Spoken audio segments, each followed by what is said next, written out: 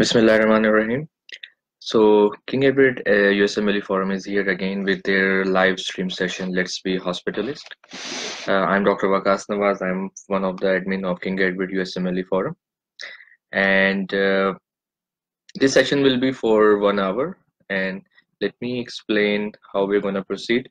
So, we have 4 panelists in our group today, Dr. Hamid Mukhtar, Dr. Farooq Abbas, Dr. Farhan Ahmed, and me. Our whole session will be for 1.5 hours. It will comprise of 4 segments, mainly 5 segments. The first segment will be about introduction, and then it will be about the pros and cons as a hospitalist, as a career. And each segment, each presenter will present on Facebook live stream. And if you have questions at the end of each segment, we will take questions regarding that segment. You can write your questions in the comment section also, which you can see on the right hand side, and we will try to get you on video, and we will also answer your questions. So, hospital medicine. Let me begin with the first session. Let me make sure we have all the people who should be here. There might be some technical problems as well, because this is the first time King Edward USMLE Forum has tried to use this live stream format of Facebook. इससे पहले हम लोग Google Hangout किया करते थे.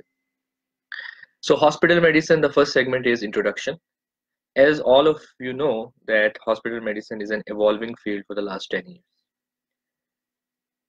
The term hospital medicine was first time used in 1996 by Robert Waiver in his article in New England Journal of Medicine. Since the 2009 American Board of Internal Medicine, they have made a specific segment in their administration which deals with the hospital medicine. Hospital medicine is an attending physician who deals with the patients who are admitted in the hospital. So unlike other specialties which are organ specific as cardiology, or which are age specific as pediatric or geriatric, this is a location specific field. Hospital medicine deals with acutely sick patients who are admitted in the hospital. It does not deal with outpatient practice, and it has nothing to do with other like a subspecialty practice. America में इस वक्त 50,000 से ज़्यादा hospital medicine attending काम कर रहे हैं, and they are working in more than 75% of the hospital. East, west, south, each coast, there are a lot of hospitalists. Hospitalist brings a lot of money to the hospital. A hospitalist is just like a house officer. जैसे आप अपना MBBS मुकम्मल करते हैं and then you are a house officer, house job करते हैं, that is a hospital medicine. The only difference is that you are a licensed physician. You don't work under a license of an attending physician. It's a highly paid job. The average income of hospital medicine is 230,000. So this is the average. It can be as low as 170,000 or it can be as high as 350,000. It depends upon the location, setup, tertiary care versus community hospital. It depends upon your visa status also.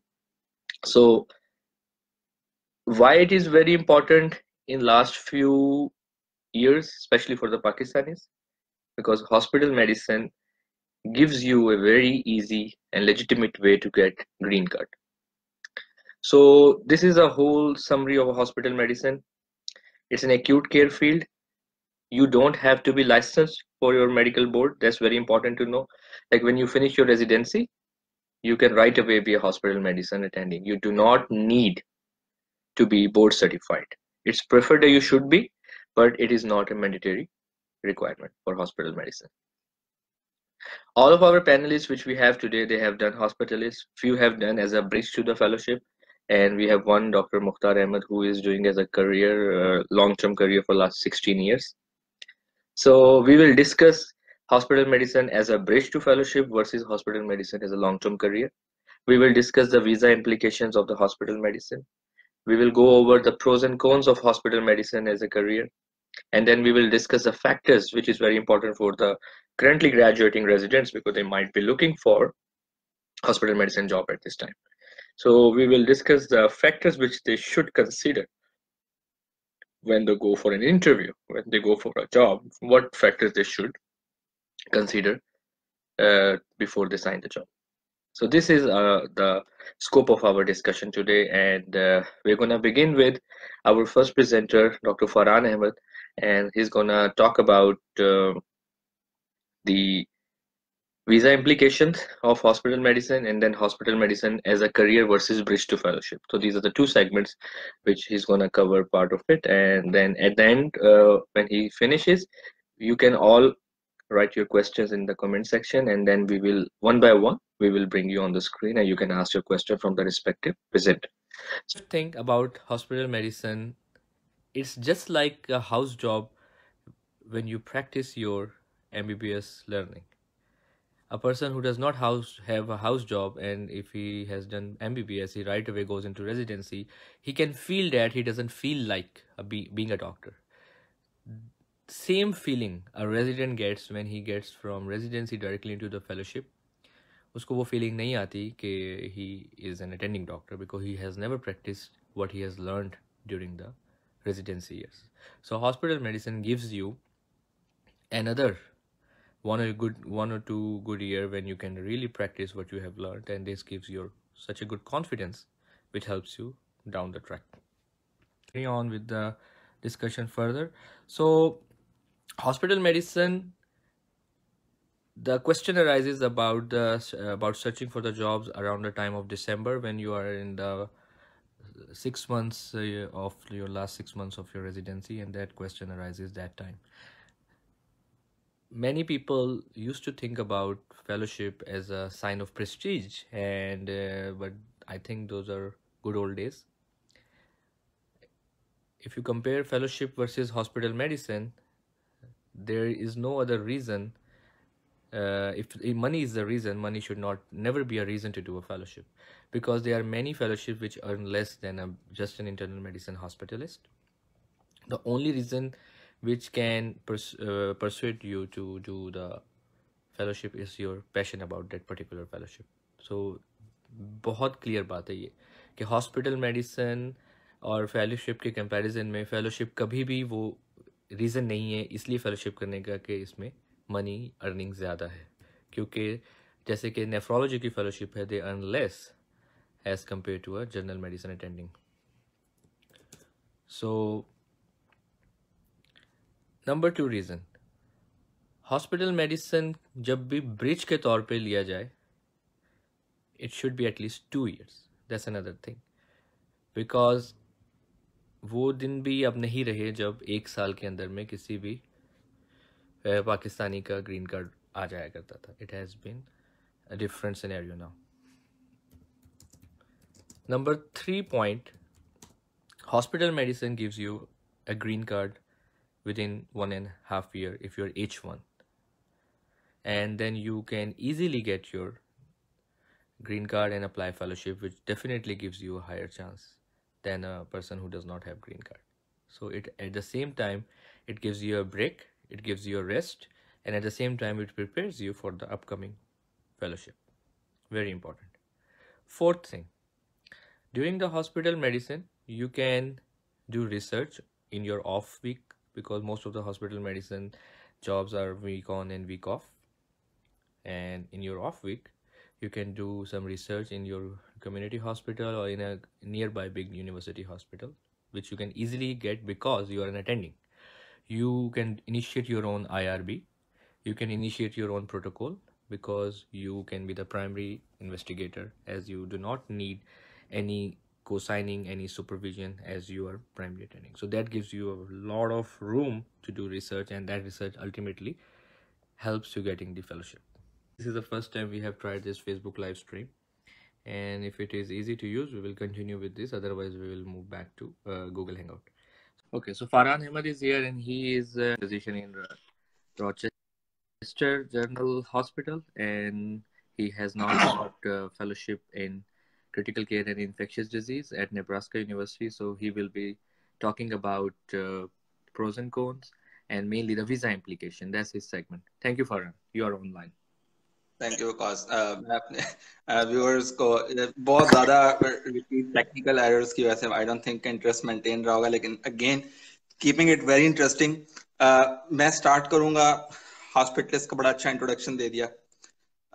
Visa implication, मेरा ख्याल है हमें focus रखना चाहिए अपने खास तौर पे जो IMGs हैं जो कि हॉस्पिटलिस्ट जॉब करते हैं। There are two main reasons. Number one is their green card status. वो चाहते हैं कि ऐसी जगह पर जॉब की जाए जहां पे आपका अर्लीस्ट पॉसिबल ग्रीन कार्ड हो। और नेक्स्ट थिंग इज वीजा। तो दो सिचुएशंस हैं, एक है J1 वेवर जॉब्स और दूसरी H1। H1 basically it's just the bridge to the point जब तक आपका परमानेंट रेजिडेंट स्टेटस जो है वो एस्टेब्लिश हो जाए। तो मोस्टली जो J1 जॉब्स हैं they can offer relatively higher pays depending upon वो किन हॉस्पिटल्स में, क्योंकि ये J1 वेवर जॉब्स कभी भी मेन सिटीज के अंदर इतना इजीली अवेलेबल नहीं होती, देयर इन द पेरिफेरीज। और जो H1 जॉब्स हैं दे आर अब इसमें ये है कि जब भी आपने, मैं आप दोनों को अलग अलग से डिफाइन करूंगा। जिन लोगों ने H1 जॉब के लिए सिलेक्ट करना है, मेरी प्रेफरेंस ये अगेन यही होगी, मशवरा यही होगा कि बिग सिटी हॉस्पिटल का कॉन्सेप्ट जो है वो फेलोशिप के लिए तो ठीक है। Spoken हॉस्पिटलिस्ट hospitals हैं क्योंकि J1 waiver jobs कभी भी main cities के और अंदर उसकी वजह यह है कि हॉस्पिटल available जितना कॉम्प्लेक्स होता जाएगा in the peripheries। उतना ही हॉस्पिटलिस्ट पे बर्डन बढ़ता जाएगा। तो जब आप H1 जॉब सर्च करें, ठीक है you go for the big names, लेकिन यहाँ पे बिग नेम्स के साथ साथ ये भी जरूरी है कि आपने मुख्तलिफ चीजें देखनी है कि वो आपका ग्रीन कार्ड कितना जल्दी फाइल करते हैं। So H1 is very simple, there is no such thing as extension. आप जॉब अर्ली साइन कर लेते हैं, they get your paper work ready, जैसे ही day one of your joining they sign your H1 petition। Once you have your H1 petition in, आप अपना काम start करें, पिटीशन अप्रूव होती रहेगी। उसके ऊपर बाद में आप पाकिस्तान बाद में कभी जाना चाहें ना जाना चाहें वो एक आपका अपना इशू है, डिपेंडिंग अपॉन इंडिविजुअल सिचुएशंस। जहां तक J1 वेवर की बात आती है, I don't have that much of experience in that particularly. Luckily जब मैं रैंकिंग कर रहा था वहीं से मैंने J1 के बारे में इतनी हॉरिबल स्टोरीज सुनी थी, तो I think someone else can comment better on J1। उस पैरेलल प्रोसेस के अंदर आपकी ग्रीन कार्ड की एप्लीकेशन, उसके अपने स्टेप्स हैं। If someone has particular question I can answer that, but simple is that उसमें पहले EAD कार्ड आता है and then eventually you get a green card. एक जो बहुत कॉमन सवाल मेरे से पूछा गया कि पिछले कुछ सालों में ट्रेंड था कि हम एक साल हॉस्पिटलिस्ट कर लें और उसके उसमें ग्रीन कार्ड ले लें और उसी में फिर आगे फेलोशिप में चले जाएं। तो ये फैक्टर बड़ा इंपॉर्टेंट है और ये पार्ट वीजा इम्प्लीकेशंस के साथ ही आती है कि जब आप हॉस्पिटल में होके फेलोशिप अप्लाई कर रहे होते हैं तो आप अपनी टाइमलाइंस को इंडिविजुअली देखते रहें। अगर आपका हॉस्पिटल आपकी ग्रीन कार्ड एप्लीकेशन उस टाइमलाइन के हिसाब से फाइल कर देता है कि before joining your fellowship you have EAD, तो ठीक है, EAD की टाइमलाइन जरूरी है, उसके बाद तो फर्दर ग्रीन कार्ड की टाइमलाइन जरूरी है। विदाउट थिंकिंग जब भी आप हॉस्पिटलिस्ट जॉब साइन करें, आप 2 साल आपकी टाइमलाइन में 2 साल अपने जहन में रखें कि you are going to the place where you will be staying for at least 2 years। तो I will be open to the answers. आप मुझे क्वेश्चन कर सकते हैं किसी स्पेसिफिक इशू के ऊपर। Okay. Thank you very much, Farhan. I will again add few things to this. So, visa implications are very important.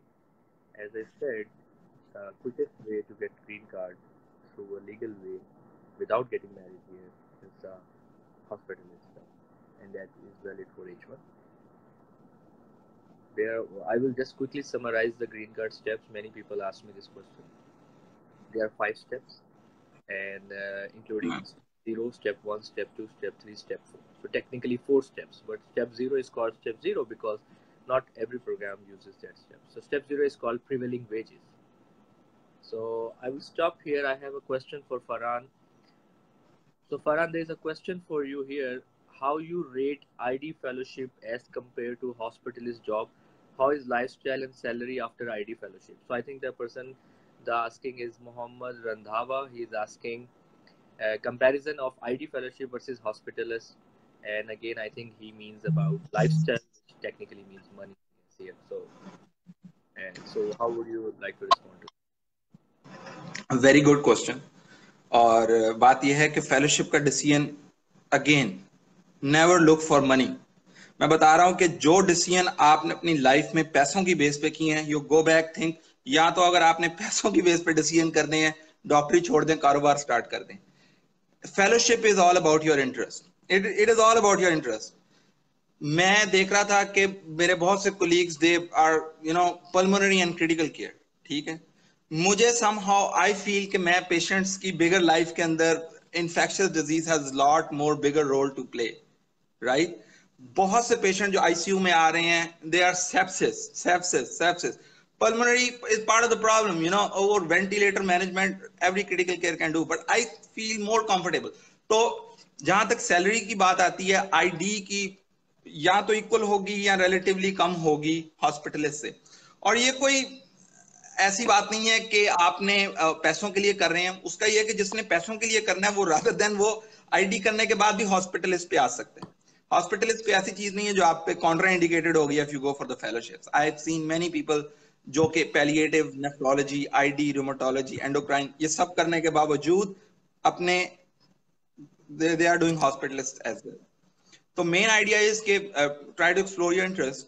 ठीक है. और एक अभी मैं रिसेंटली एक स्टडी पढ़ रहा था कहीं, just for my generation of young residents, कि वंस उन्होंने एक स्टडी की, उन्होंने देखा कि आपके बैंक अकाउंट में कितने पैसे हैं और उसके बाद आपकी डिसीजन मेकिंग पे क्या फर्क पड़ता है. And they have seen that if you have baseline month yearly pay of around $80,000 a year, उसके ऊपर it's all about a number in your account, right? उससे नीचे yes, you are struggling for the necessities. तो मैं ये कहूंगा कि आप अपने जो कैरियर बेस्ड डिसीजंस हैं वो अपने इंटरेस्ट की बेस पे करें. If you are interested in ID, good. ID critical care is a new combination. It's just being explored right now. So I believe in the next few years, it will be definitely a separate accelerating track. Okay, thank you, Farhan. I got another question. I would like to respond to this question. This is about J1. Someone is asking, I think, let me ask, there are two questions actually. So Rizwan Ishtiaq, he is asking that if you are on J1 and you think your CV is not very competitive and there is very less chance to go into a competitive fellowship right after the residency, is it a wise idea to go into a waiver program? I don't think you have any option. So you should apply a fellowship and at the same time apply a waiver program, which is Hospitalist.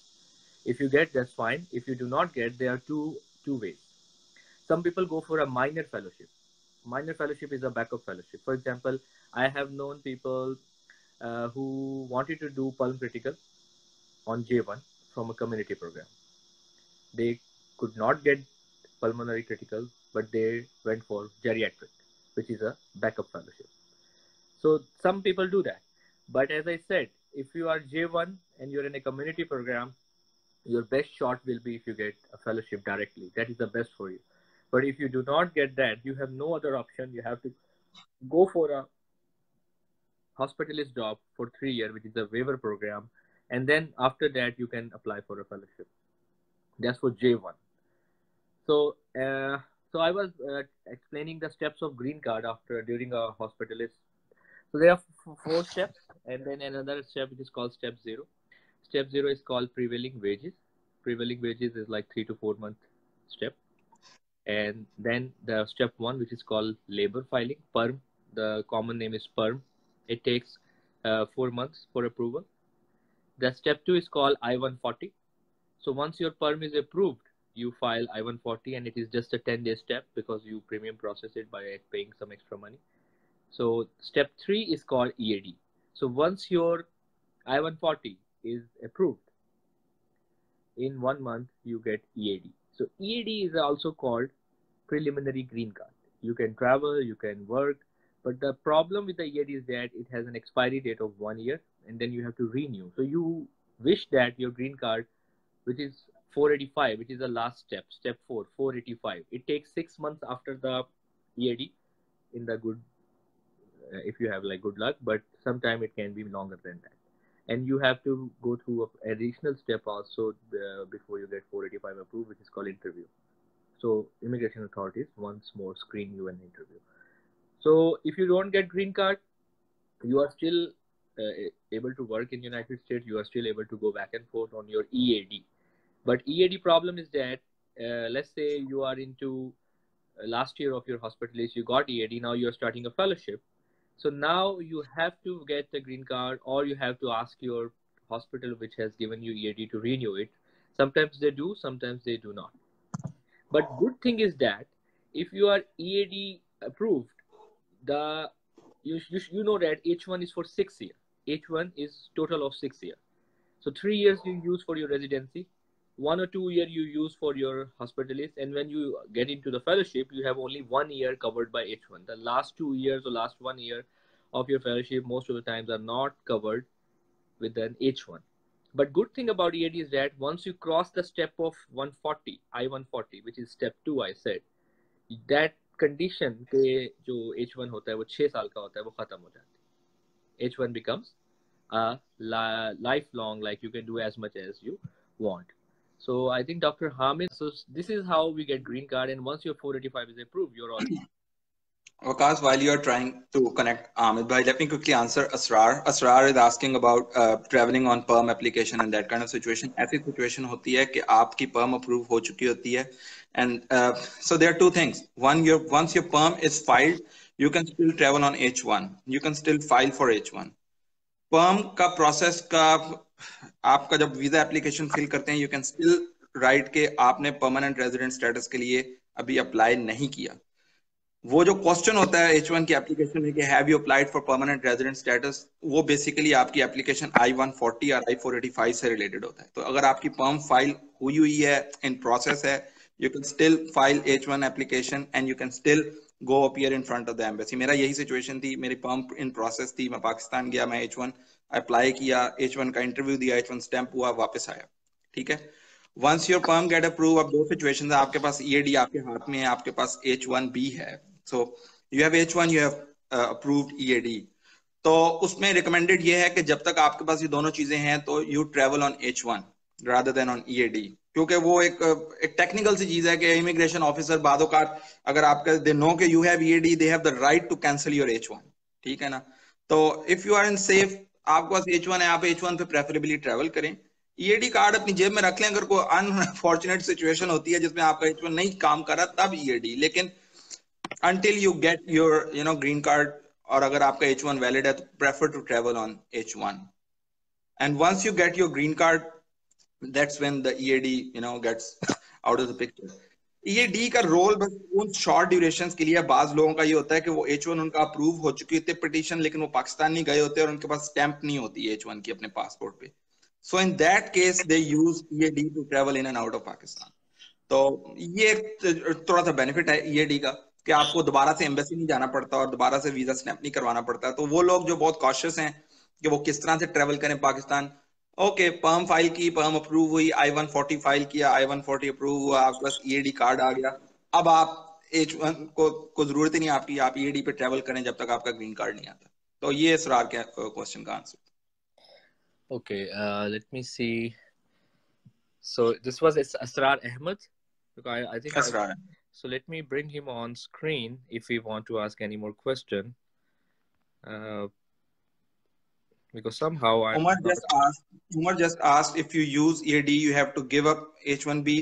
तो वो इसका very simple answer कि कोई it's not obligatory कि आपको give up करना पड़ेगा, लेकिन जब इमिग्रेशन ऑफिसर को पता चल गया है कि आपके पास EAD भी है और आपके पास H1B दोनों हैं, दोनों डॉक्यूमेंट्स हैं, दे कैरी द राइट कि वो आपका H1B कैंसिल कर सकते हैं. लेकिन जरूरी नहीं है कि जैसे ही आपने उसे दिखाया उसने कैंसिल कर दिया. तो अगर कोई उमर भाई हमारे माशाल्लाह दलेर हैं, if he want to take such risk he can try. मैं नहीं करूंगा, मेरे पास अगर H1 भी है, EAD भी है, I just use H1 to travel. इसमें थोड़ा सा मैं डिफरेंट तरीके से आंसर करूंगा उमर के क्वेश्चन को. As long as you are EAD, you still have right to keep your H1 because you are still not have gotten your immigration status. But once you get your green card, You're all non-immigrant visas. That mean B1, H1, they get cancelled. So EAD is not the immigration status. You are in pursuit of immigration status, but you are not yet immigrant visa issued, which is green card. So once you get your green card, your all H1 sponsors, they get cancelled. But as I have personally traveled on EAD and H1 at the same time, so I left United States on green card on EAD and I came back on H1. So you can do that. But as I said, if you have to choose among two, you go for H1 because H1 is an official visa and EAD is a tricky thing. But yes, you can maintain the two status because yet you are not uh, issued a green card. Did I answer, Umar? He's saying, but if you use EAD to come back to USA without applying H1, yes. If you are not applying H1, you're coming back on EAD. Yes, you can come back on EAD because then you don't have any other option, and it's a legal thing. So, but if you go back and you get it stamped H1 and you're coming back on H1, yes, you can come back on H1. So either way is okay. So let me go back. So yeah, we were talking about the green card in the hospitalist. Most of the hospitalists they start in month of June, August, July and August. Some program take a break 1 month, and some right away start. Either way is okay. Most of the time, you have exam in your August board exam. You can always take 1 or 2 months off and then start your hospitalist. But most of the people don't do that because they are already under so much loan when they are finishing their residency. So up till now we have talked about how to get green card in your residency, in your hospitalist. We have talked about the visa effects of the hospitalist. So now we will talk about the money matters, and we will talk about the factors which you should consider when you go for interview for a hospitalist program. But before I go, let me again check if we have one of our panelists because Dr. Hamid was waiting, but somehow he is not able to connect to us. Maybe Farhan, if you can just call him and tell Let me just disconnect. just call him and tell him how to send us the invite. Okay.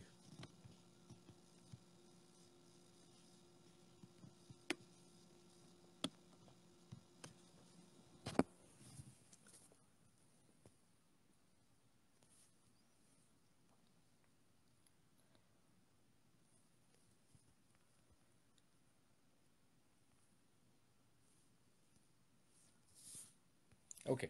So factors which you should consider when you go for a hospitalist job. So first of all, let me compare a hospitalist interview with a residency interview. They are totally two different interviews. When you go for an interview for a residency, you are very on the back foot side, very much, and you are very underconfident. You praise the program so much. मतलब आप बहुत back foot पे होते हैं. Hospitalist interview is totally different thing. Hospitalist interview में आपको अपने आप को सेल नहीं करना होता. They sell themselves to you. You are on the front foot. You are already a resident who has finished residency. You are almost an attending. And आपने उनसे पूछना होता है कि what do you have and what you have to convince me that I should work here. So this is first of all totally two different kind of interviews. When you go for hospitalist, 5 तरह के factors हमेशा बात सोचे जाते हैं और उसमें mainly location आती है, वीज़ा स्टेटस आता है कि आपको कौन कितनी जल्दी ग्रीन कार्ड देने की हैसियत में, पे ऑफ कोर्स पे आती है, and let me gate number 4 में tertiary versus community care hospital, और नंबर 5 के वहाँ पे फेलोशिप की अपॉर्चुनिटी इनसाइड है कि नहीं. ये 5 सवाल आते हैं. Farhan, if you can call Hamid Mukhtar bhai and tell him how to send request to be in the video, then I can approve that request. Meanwhile, if you can just call him and tell how to send the request because he is waiting but somehow he's struggling. Okay, you can send me inbox me his Okay. number. So Or we can request any of our other panelists to join us. Book, that would be easy. And meanwhile, I can just respect. Yeah. Okay, so first step, this is all your preference कि आपने हॉस्पिटलिस्ट में कौन सी जगह देखनी है. ठीक है, कई लोगों को साउथ पसंद है, कई लोगों को नॉर्थ ईस्ट पसंद है, and this factor always you will be coming across, and this is an important question. So family वाले हैं, कई साउथ में रहना पसंद करते हैं, कई स्मॉल कम्युनिटीज़ में रहना पसंद करते हैं, जैसे कि काइजिंगर एक डैनविल कम्युनिटी है, एक स्मॉल कम्युनिटी है, मैनी फैमिलीज लिव देयर. और कई लोग न्यूयॉर्क सिटी, शिकागो सिटी और बड़े सिटीज़ में रहना पसंद करते हैं. That's another thing. लेकिन यू शुड नो दैट एक बड़े सिटी में एक पे कम होती है एज़ कम्पेयर टू एक कम्युनिटी, एक स्मॉल विलेज में. डैनविल में अगर पे 250,000 है, $250,000 है पर ईयर, सो वही उसी तरह की जॉब की न्यूयॉर्क सिटी में 1,90,000, 190,000 होगी. So this is very important. Similarly दूसरा जो तो इसमें you have to see what suits you. As you go towards a smaller town, money goes up and vice versa. The second factor which you should consider when you go for an interview, you should always know if it is a teaching job versus it's not a teaching job. Why it is important? Because where there's a teaching facility means the program which have residents, fellows, and you are a teaching hospitalist, there's always an opportunity of research. There's always an opportunity of an IRB, and there's always an opportunity of in-house fellowships. So Rochester General Hospital, Geisinger Hospital, these are Abington Hospital, these are the examples of those programs in which you are taken as a teaching hospitalist. When you're a teaching hospitalist, it gives you an opportunity to upgrade your knowledge because you have to teach the residents, so you have to be ready. Let me see if I'm getting a question. I will answer it later. Okay, it's about visa, so I will answer it later after finishing this segment. Yes, so teaching hospitalist versus non-teaching hospitalist. कई hospitals में teaching service होती है residents के साथ, और कई hospitals में पीए service होती है. पीए फिजिशियन असिस्टेंट्स होती हैं जो कि रेजिडेंट्स नहीं होती हैं, लेकिन उनकी भी 4 साल की ट्रेनिंग होती है, और वो आपके साथ आपके लाइसेंस में आपकी असिस्टेंट के तौर पे काम करती हैं. But you don't have to teach them a lot versus a resident who is actually training physician. तीसरा जो सवाल आपको देखना चाहिए कि ऑफ कोर्स उसकी पे कितनी है. तो पे का मैंने क्वेश्चन बताया कि जैसे जैसे आप सेंट्रल अमेरिका की तरफ जाते हैं, सेंट्रल वेस्ट की तरफ जाते हैं, आपकी पे बढ़ती है. एरिजोना, नेब्रास्का और इंडियाना, इन स्टेट्स की पे 300 प्लस भी चली जाती है वर्सेस जैसे जैसे आप नॉर्थ ईस्ट की तरफ जाते हैं. नंबर 2, एक कम्युनिटी हॉस्पिटल की पे हमेशा ज़्यादा होती है एक टर्शियरी केयर हॉस्पिटल से. This is another thing. Number 3, पे का इफेक्ट आपके वर्किंग स्केड्यूल से भी रिलेटेड होता है. Most of the hospital program होते हैं वो 1 वीक ऑन 1 वीक ऑफ के स्केड्यूल में काम करते हैं, और जो कि एक बड़ा प्रिडिक्टेबल स्केड्यूल होता है कई प्रोग्राम्स में, लेकिन कई प्रोग्राम में वो इतना प्रिडिक्टेबल नहीं होता जितना हमें लगता है. 1 वीक ऑन ऑफ का मतलब ये है कि वो एक हफ्ता स्ट्रेट काम करते हैं और एक हफ्ता वो काम नहीं करते हैं, उसमें बिल्कुल टोटली ऑफ होते हैं, और उनको जो पे मिलती है वो प्रॉपर मतलब पूरे महीने के एंड पे आती है. और उस एक हफ्ता जो ऑफ होता है उसमें वो मून लाइटिंग कर सकते हैं. तो मून लाइटिंग एक ऐसी वॉलंटरी जॉब को कहते हैं जिसमें आपको वेजेस, डेली वेजेस के हिसाब से मनी मिलती है, जो कि can be ranging from $700 to $1,100 depending upon the program, community and area. So third thing factors is the pay. But as I said, very healthy pay you guys get. It is more than above $190,000, and most of the time you do a lot of moonlighting also, which helps you getting more money. So money is never an issue in hospitalist job. Fourth thing which you should always see, the workload. This is important because some hospitalist programs I know, they exploit you. What that means, they don't give you ancillary staff, no residents, no PAs. You are by yourself. You are taking care of 20 and above patients, and that's a very hard job to deal with because you have to write notes, you have to round on them patient, and some of them very sick, so you have to call consult ICU, this and that. So this is important. always check with the program that what is their cap, what ancillary staff they have, do they have PAs, residents or nothing, what is the maximum number of the patients they expect you to take care, and do they have an open ICU or not? This is a very important question, the last question. Open ICU means that you are supposed to do some basic ICU level care also. Even when the patient is in ICU, the patient is under your license, your name. And that means you have to run sometimes pressors, you have to sometimes manage DKA. They are not as complicated as intubation or some lines, but at least some basic stuff. Some people like it, some people do not like it. It always has its pros and cons. The good part is that you get some experience and you can always mention this experience in your resume if you are going for critical care fellowship. And bad thing is that it's just beyond your scope. You are not a critical care person, you are a general internal medicine person. So it's a physician preference. Most of the programs have closed ICU. Closed ICU means they have special people from ICU, fellows and attendings who take care of them. Once the patient goes in ICU, he's no more your patient. That's called closed ICU. Very important factor to look forward when you go for hospitalist. So workload is very important because you don't just want money, you also want some peace of mind. And then last step is your ultimate goal. So when you choose a hospitalist program, it is very, very, very important for you to know what you want to do ultimately. Like ultimately what you want to do. You want to do a fellowship? If fellowship, yes, which fellowship? Because this is introduced Dr. Hamid Mukhtar. So he has been an attending internal medicine in Geisinger Medical Center for the last 15 years. Hamid Bhai has been very experienced hospital medicine attending, and I have come across meeting him when I was in Geisinger for 1 year. So he will talk about hospital medicine as a long-term career versus hospital medicine as a fellowship, and then he will also talk about the pros and cons of this field as a career. So let me move back to Dr. Hamid Mukhtar. Okay, perfect. So I was supposed to tell you about the pros and cons of being a hospitalist. I'm sure you have already told a lot of it. So basically, whenever you finish your residency, you are by default you can be a hospitalist.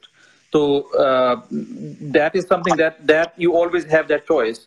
अगर आप fellowship कर भी लें, तो even then you can actually become a hospitalist later on if you choose to be a hospitalist. So it is like whenever you are doing a fellowship, it is a step up. You can always fall back to become a hospitalist. So बहुत सारे लोग ऐसे होते हैं कि they actually choose to be hospitalist by default. अब वो कुछ और रहे होते हैं, लेकिन वो in the meanwhile they actually as a step to a fellowship they use hospitalist position. So usme I have also seen people who actually go back to being a hospitalist after doing fellowship, because there are many advantages as well as disadvantages of becoming a hospitalist. So सबसे पहला जो उसमें advantage है hospitalist का वो ये है कि you tend to get 26 weeks off, जिसमें कि you can do whatever you want to do in those 26 off weeks. Or there are a lot of people who can actually do moonlighting or do some locum posts, and they take half of those 26 weeks off, and then they keep working for the remaining 13 weeks, and they can have a substantial income, which is a lot more than many specialties.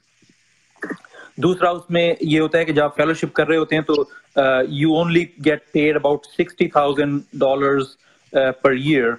Or जबकि as a hospitalist you could be making upwards of very easily 300,000 plus. So you can you are constantly losing income for those fellowship years. लेकिन उसका advantage ये है कि obviously you have an additional qualification. You can always practice as that specialist, or for whatever reason, if it does not work out, then you can fall back to becoming a hospitalist. Lekin by that time, you would have lost something. So young people, for young people, I would strongly recommend that they should actually consider fellowships. Because hospitalists जो है वो even if it is now in demand right now, if there are a lot of people who then become attracted to become hospitalists, so then the field can become crowded very easily. Then you will find that you have nowhere to go. Because fellowship जो है वो आप you can actually do at a young age. It is much harder to do fellowships later on once you are stuck in your career. So मैंने भी देखा है doctor गौरव है हमारे हॉस्पिटल में he is actually an infectious disease specialist तो ही after many years of being infectious disease specialist he decided to become hospitalist because he was getting a lot more time off and he was also getting much better salary lekin obviously that was his choice at the time if he wants to go back to become an infectious disease doctor he can always do that I've also known many nephrologists who do the same thing they would actually they would do nephrology at times and then they will become hospitalists later on and then they go back into nephrology. So depending upon compensation, depending upon what your work schedule is, it may or may not suit you to become a hospitalist. So in summary, I would say the majority of the graduates who come out of internal medicine should actually look for fellowship of their choice. And it is still worth investing a couple of years while you don't have kids or your kids are still young. जब आपके बच्चे चले जाते हैं universities में या colleges में तो then you have to actually you have lot of financial obligations. So then it is very difficult for you to go into fellowships at that time because you're going to be losing a lot of money at that time. Lekin earlier on in your life you definitely should invest in becoming some kind of specialist, whatever specialty you like. I'll be ready to answer any questions. Okay, so I would see. So Hamid Bhai was, but what he meant that we should ultimately try for fellowship, and but I would again like him to comment if someone wants to pursue hospitalist as a career. Let's say he's not interested in a fellowship. So what would you suggest to him? Hamid Bhai, if you are online, just send me the request again and I get you in again if you can answer this question. If someone who is happy doing just hospitalist and what are the money matters and how he can survive. So can you just send me the request, Hamid, and then I will get you in and you can answer this question. Hospitalist as a long-term career. Let's say someone is not interested in a fellowship. We have people and that's totally fine. There are so many people who are contented. They say enough work, enough exam, and that's it. So what would you suggest in a long-term way when they have to take care of the whole family, they have to support a family when the kids grow up? What would you suggest to them? Is this being hospitalist enough for them? So that's my question to you. If you are around, just send me the request and then I can get you in to answer this question. Probably this question might be in the minds of many viewers.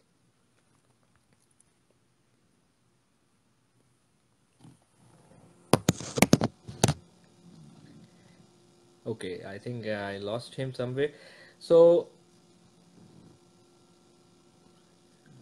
next I will talk about so we were talking about the factors of which you should consider. So again I will revise. Number one, you should look for the location. Whatever location you like, go for it. Number one, that's very important. But you should know that cities have less money than villages and towns comparatively. Number two, you should know about the workload, ancillary staff, if you have residents there, PS there, or none of them. This is important. Number three, you should know the job you are doing. Is it like just a teaching job or it's just a medical clinical job versus third admin job?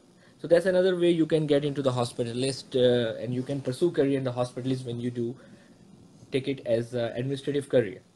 So you can be an assistant professor, you can be part of the resident selection committee, you interview them during the residency season and then you carry on, go on, and in this track, which is administrative track of the hospital medicine, MPH helps you out. So Master in Public Health, this is a 2-year degree and that helps you out and that helps you go further in the administrative track and you can end up as a program director also.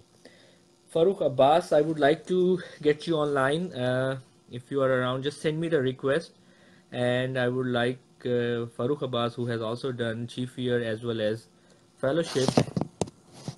So let me see if I can get Farooq online, and he can talk about his experience as a hospitalist and chief hospitalist. Like, he was chief resident and then he went for hospitalist, and now he's doing fellowship in the critical care and pulmonary medicine. So let me see if I have him available.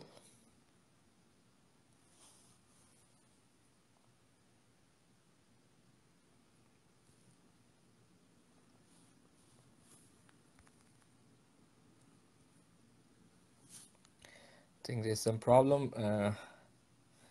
If I get request from him, I will get him online. So yeah, so fourth step, you should look for the green card. Some programs give you green card right away. So they will tell you that your residency is finishing and we will file your green card right away. I think, in my opinion, that is the best program. They start your perm in 1 to 2 months, and sometimes they do your prevailing wages even before you join them. This is the best program in my sense. No money, regardless of money, regardless of location. In my opinion, in the current era, a best program is a program which sponsors your green card right away. Because earlier they start, better it is for you. There are many people, there are many big programs who do not start green card. They say that they will, but they keep on delaying. This is not a good program. We have examples. I would give you my own examples. When I finished my residency, I signed hospitalist job at Cleveland Clinic. Big name, everyone will be so much impressed that Cleveland Clinic, main program in Cleveland City. But they said they will file the green card in 6 months.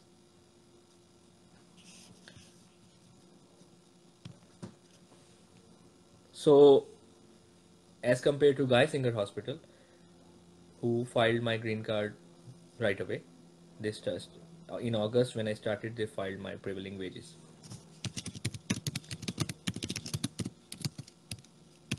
So this is how we have, like, one example. I will not name the person. He was he signed job in a big program. I think it was Yale program, some big Yale program branch. 1 year he worked there, and he did not get any green card, and then finally he left the program. I have one viewer who wants to come in video and ask a question. I will get her online. Sania Walid. Yes, Sania, you are online, Sania.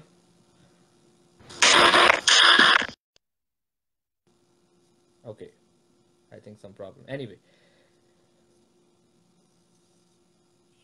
so this is very important, that you have to predict that if your program is going to fulfill the promise they made to you. Okay, so these are the factors you should consider. Money comes also, but as I said, money is not the only thing. Visa is very important.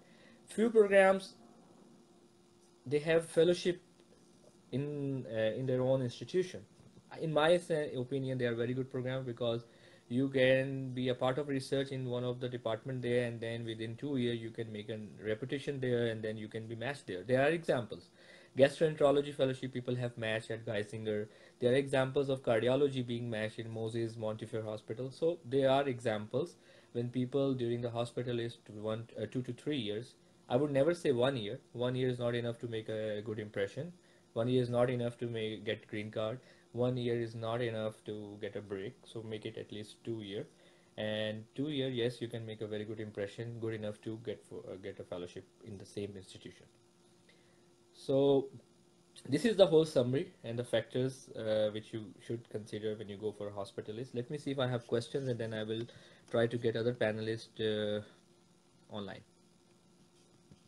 You can write your questions, and in the end we will go over each question and try to answer to the best of our knowledge. So this is just a casual session. It's all about when you go for hospitalist, what you should consider, what you should ask. And it looks like I got the invitation first now. Anyway, so there were some questions regarding how much you should wait before you go for fellowships. The answer is you really should go for fellowship as soon as you have the opportunity. In the meanwhile, when you're doing hospitalist, you should actually do hospitalist for the time that your green card is processed. So as soon as your green card is processed, you should immediately start working on fellowships. If you want to be a career hospitalist, that is not a bad idea. However, as I mentioned, the only problem with being a career hospitalist is that if the field later on becomes crowded, you have no exit strategy. You really will not be able to become anything else. If you have done fellowship, then you have something in reserve. You can always go back to doing something else other than being a hospitalist. So that is the only disadvantage of choosing hospitalist as your career, because you will then it is a path that you cannot forego. So you're committed forever after a certain period of time. But doing hospitalist for a few years while you are having your green card processed, or you're applying for fellowships, that's probably reasonable. One of the options is to actually become a nocturnist, which is obviously a hospitalist that is much better paid. They have much better terms. So if you're a nighttime person, I think being a nocturnist is better than being just a regular hospitalist, because you get a pay difference of approximately $50,000 per year if you take into account the extra time off you get plus the bonus you get for being a nocturnist. Plus, you don't have to do rounds, and you don't have to see follow-up patients. You don't have to resolve any social issues. So the only problem is the awkward timing. And if you are a person that likes to stay awake at night, then it's a perfect job for you. So if you want to be a hospitalist, being a nocturnist is a really good option to have. But as I said, long-term hospitalist, it's a risky proposition, because if the field becomes crowded later on, then you're kind of stuck. I think that. So what Hamid Bhai was trying to say, that down the track there might be a lot of competition, as many people are coming into the hospitalist field. So that means that it might be tough. So if you guys can get fellowship, go for it, get fellowship. If you cannot, then down the track it might be a saturated or congested field, which he is predicting at this time. That's what I got what he said. So let me see if I can. So yeah, there's a good question asked by Zorez here, Zorez Anjum. He said that is it easier to get fellowship from H1 and green card versus J1? And what about if someone has J1 from a community program, what he should go do? Let me read the question again, because this question I would also answer when I will talk about rank order list. So today the last segment I will talk about is rank order list. This is very important. 1 month from now, I think people have to finalize their ranking list. Our forum has already given recommendation how to rank a list. So I will elaborate this also. But he says, so yes, after H1 from a community program directly into a fellowship, it's not very easy. There are not many fellowship programs which can give you fellowship on an H1 visa. There are few, but not many, number one. But if you go from H1 to green card, okay, so Farooq Abbas is here. I will complete this when I talk about rank order list, and definitely I will go to the list and also the factors which one should consider. Farooq is also one of the panelists who has experience to interview the residents when they come for residency, so he may be having more information than us, and he can enlighten you more. But I think his internet is not being enlightened right now. Okay. Meanwhile, I'm waiting for factors that will help in the hospital. Number one is of course the location you want to be in, Muslim community, halal food, if it matters for you, cost of living. The other thing which will help you is the hospitalist group. I think you want to look at how good is the hospitalist group, how supportive they are, and you'll be working as a first-year hospitalist, and many times you will be helpful. Procedure will definitely be a factor. The other thing I think is the social worker support. Is the social worker support enough while you're working in a hospital? Because there will be many situations when you need a lot of support from the social worker. Will you be working as a social worker, or the social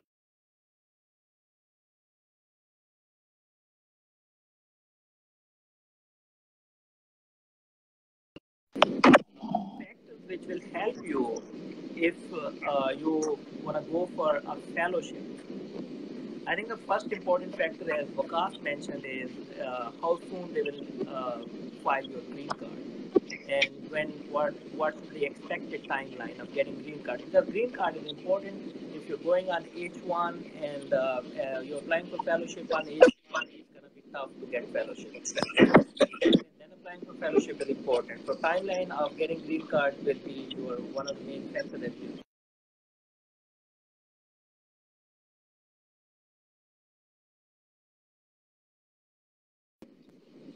I think the research opportunities, if you have not done a lot of publication, if you don't have a lot of research experience, is important.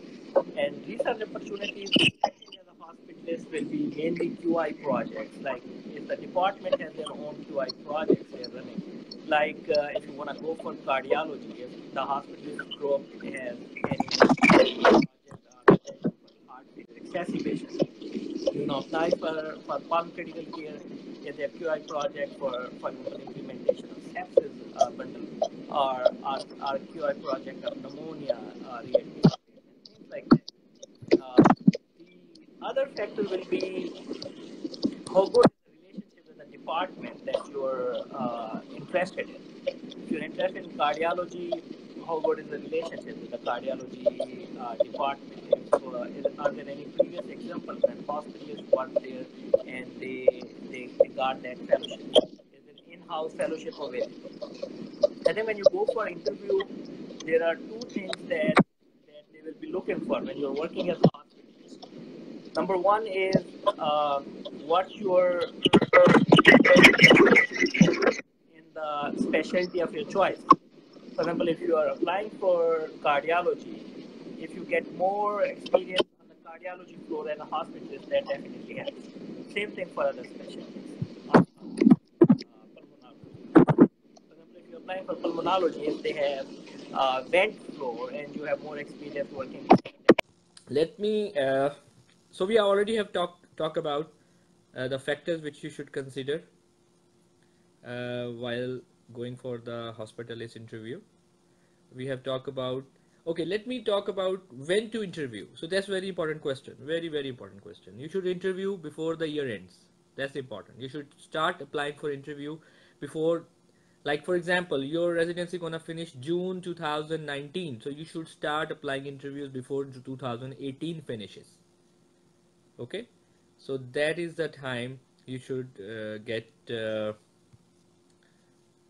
you should apply for the interview, and then you should be all ready by June or July. Okay, let me see if Farhan wants to come and if he has anything to add, and then I will go over rank order in the last, which is very important. Many people requested us. Yes, Farhan. couple of important questions मैं अभी answer कर दूं briefly. बहुत से लोग हॉस्पिटलिस्ट को as a transition use कर रहे हैं to go into the fellowship. There is a reality check here, और वो ये कि अगर आप ये सोचते हैं कि आपने रेजिडेंसी में कुछ नहीं किया और आप हॉस्पिटलिस्ट बनेंगे और हॉस्पिटलिस्ट बनते ही 2 साल में आपको मैजिक्स कर देंगे, दैट्स नॉट पॉसिबल. क्योंकि मैंने फेलोशिप इंटरव्यूज दिए हैं. जब आप फेलोशिप का इंटरव्यू कर रहे होते हैं, they discuss least about your हॉस्पिटलिस्ट job.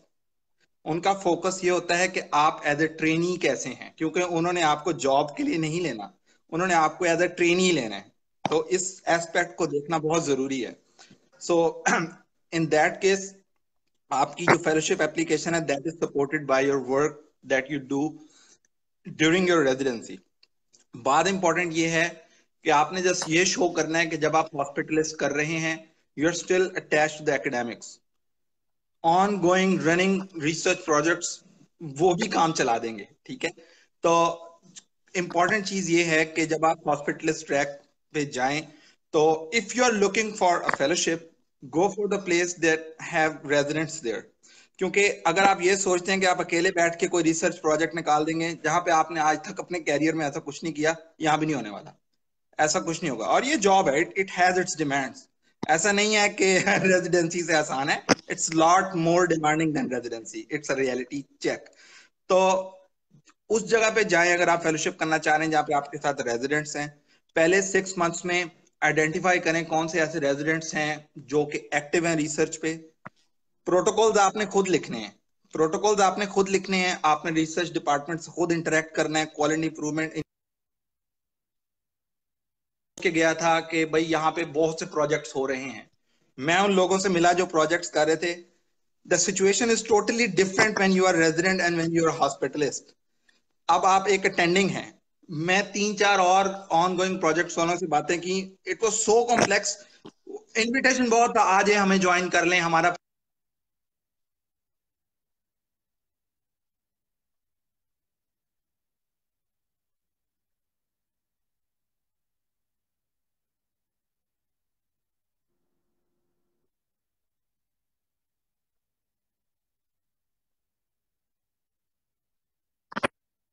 ये चीज बड़ी जरूरी है कि अगर आप हॉस्पिटलिस्ट के साथ आगे फेलोशिप करना चाह रहे हैं तो फिर ये बातें हैं कि भाई मैं 30,000 इतने हजार की जॉब पकड़ ली,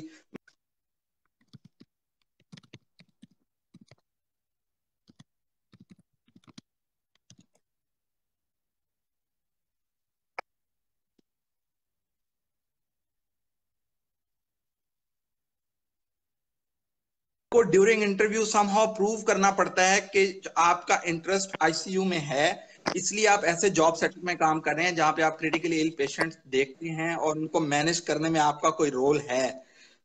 क्योंकि दैट शोज के ये बंदा, अगर एक आप अप्लाई करना चाह रहे हैं क्रिटिकल केयर में, हॉस्पिटलिस्ट आपने ज्वाइन किया हुआ है क्लोज्ड आईसीयू में, पेशेंट आप देखते हैं लेवल 1 और लेवल 2 का, that goes against your whole big theme कि आपको क्रिटिकल केयर पसंद है। हाँ ठीक है, अगर आप क्रिटिकल करना चाह रहे हैं तो you can make your case कि जी मैं वहां पे स्टेप डाउन में राउंड करता हूँ, कुछ हॉस्पिटल के पेशेंट जो ओपन आईसीयू में वो करता हूँ, तो ये बिगर सेटअप्स देखने पड़ते हैं। इसी तरह अगर आप कार्डियोलॉजी करना चाह रहे हैं, गो फॉर द प्लेस जहां पे इन हाउस कार्डियोलॉजी के मैक्सिमम प्रोसीजर्स होते हैं, ईपी अवेलेबल है, स्ट्रक्चरल कार्डियोलॉजिस्ट अवेलेबल है, ठीक है। उसमें ये होता है कि जरूरी नहीं है कि आप उस अटेंडिंग कार्डियोलॉजिस्ट के साथ एज एचओ बन के काम करें, आप ऐसी जगहों पे कार्डियोलॉजी के क्यूआई प्रोजेक्ट स्टार्ट कर सकते हैं टीम के साथ कोऑर्डिनेट करके। You have to think in a different way. आपको एज एन अटेंडिंग सोचना पड़ता है कि भाई मैं खुद कौन सा प्रोजेक्ट लाता हूं। पहले 6 महीने आपको सोचने में लग जाएगा, जैसे मैं आरजीएच में आया, मुझे पहले 6 महीने ये आइडेंटिफाई करने में लग गया कि यार कौन सा ऐसा क्वालिटी इंप्रूवमेंट प्रोजेक्ट है जो कि मैं अगले 12 महीने में जल्दी से उसका रिजल्ट निकाल सकता हूँ। कार्डियोलॉजी की जो स्टडीज हो रही थी, they were going on for 4 years। अब जो स्टडी 4 साल से हो रही है उसमें मैं घुस के 2 दिन में कहूंगा जी मैंने स्टडी कर दी, it's not possible, it's not reality, ठीक है।